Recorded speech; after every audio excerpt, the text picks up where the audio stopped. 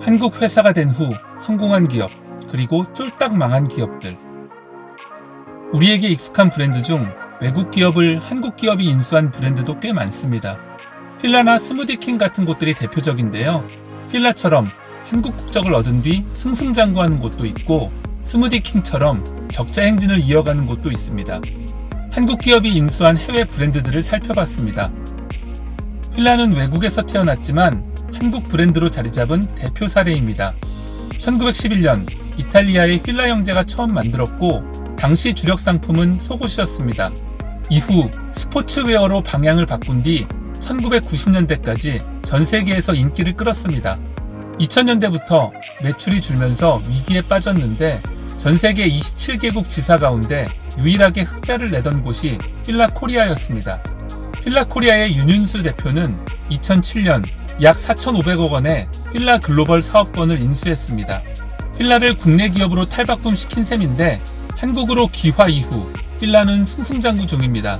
2007년 당시 800억 원이었던 매출이 2019년에는 1조 4,905억 원까지 올랐습니다. 전 세계에서 골프공을 가장 많이 파는 브랜드인 타이틀리스트도 한국 기업입니다. 2011년 필라 코리아와 미래에셋 컨소시엄이 타이틀리스트의 모기업인 미국 아쿠아슈네트를 12억 달러에 인수했습니다. 골프공, 골프채, 골프 가방을 만드는 세계 1위 골프용품 업체입니다. 전 세계 골프공 시장 점유율만 해도 72%나 됩니다. 필라 코리아는 타이틀리스트를 인수한 뒤 의류도 새롭게 출시했습니다. 티셔츠나 바지 한 개당 30-40만원대로 비싼 편이지만, 기존 골프복과 달리 젊어 보이는 디자인으로 인기를 끌었습니다. 2019년 타이틀리스트 어페럴 매출은 950억 원이었는데 매년 10% 이상 성장 중입니다. 미스터 피자는 한국 기업이 인수한 뒤 내리막길을 걷는 경우입니다. 미스터 피자는 일본의 작은 피자 프랜차이즈였고, 한국에는 정우현 전 MP그룹 회장이 1990년 서울 이화여대에 1호점을 냈습니다. 본사와 차별화한 메뉴로 인기를 끈 뒤 한국 진출 6년 만인 1996년에 MP그룹이 일본을 제외한 전 세계 판매권을 확보했고, 2010년에는 일본 본사까지 인수했습니다.